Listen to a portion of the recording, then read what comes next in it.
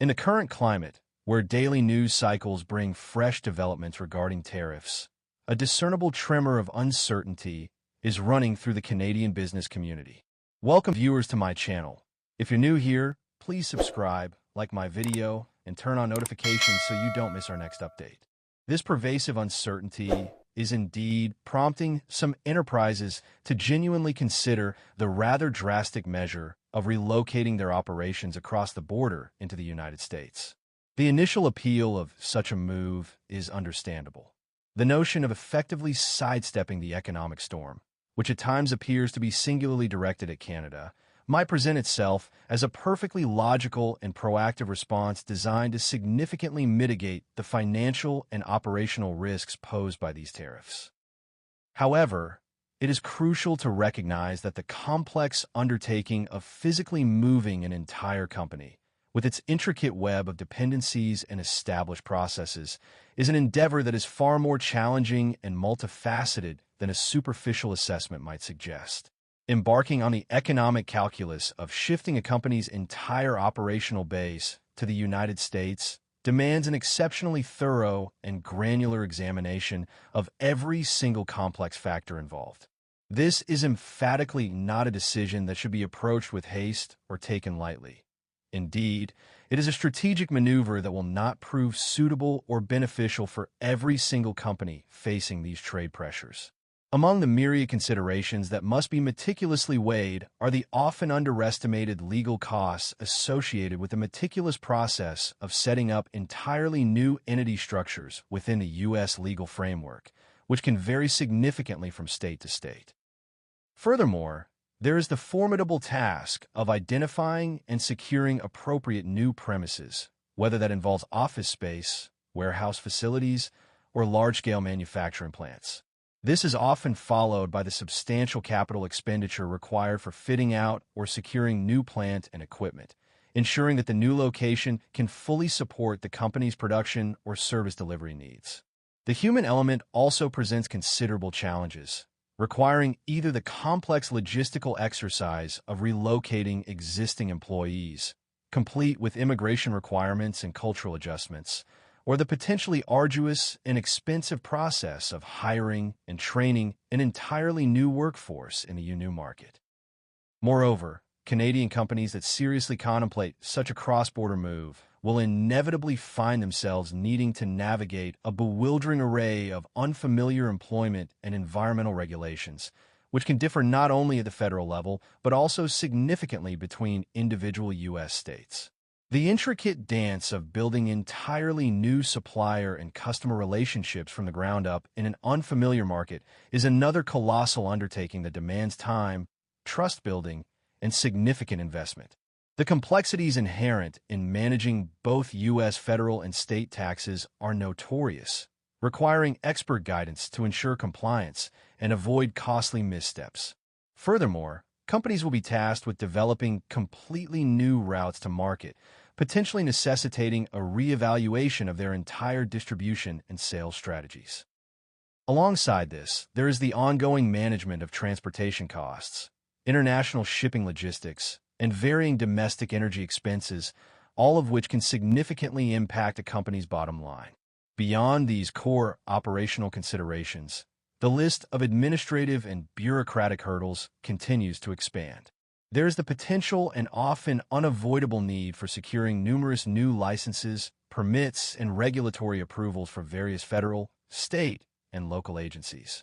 Negotiating entirely new banking relationships in a foreign financial system also adds layers of complexity and time to the transition. And truthfully, this exhaustive list only accounts for the challenges and costs of establishing operations in the United States. Before any of those U.S.-side expenses are even tallied, businesses must first confront and fully quantify the very real and often substantial costs associated with closing their existing operations in Canada. This can include a range of tax costs specifically incurred for exiting the Canadian jurisdiction, which might encompass capital gains or other cessation of business taxes. There will almost certainly be significant employment termination costs, including severance packages, benefits payouts, and legal fees related to employee exits. Companies will need to manage the complexities of ending existing leases or selling off their current premises, inventory, and potentially specialized plant and equipment, often under pressure that can lead to sales at a considerable discount. Furthermore, the termination of existing supplier and customer contracts must be handled carefully, as these may involve penalties or require lengthy negotiations. Overlaying all of this is the immense psychological and practical challenge of transitioning the entire business to its new location, a feat that is often metaphorically described as attempting to change the tires on a car while it is in continuous motion, highlighting the constant pressure, potential for disruption, and sheer complexity involved in keeping the business operational and profitable during such a fundamental shift.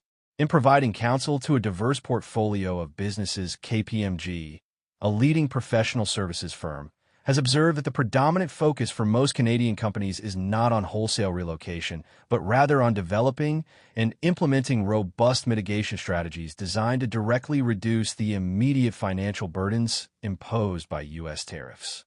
A common tactical response has been to expedite shipments of goods to the U.S., aiming to get products across the border before new tariffs officially come into effect, thereby temporarily avoiding the increased costs. Furthermore, many businesses are strategically pivoting to relocate only very specific and often limited production activities south of the border, targeting only those aspects of their operations directly impacted by tariffs, rather than undertaking a full corporate transplant. This indicates a preference for targeted adjustments over a complete structural overhaul. Consequently, a noticeably smaller proportion of Canadian companies are actively considering a more permanent, comprehensive, and ultimately more disruptive shift of their entire enterprise to the U.S. The experiences of various Canadian companies further illustrate this nuanced approach. Consider KP Tissue Incorporated, a prominent Canadian paper products company responsible for beloved brands like Cashmere and Purex.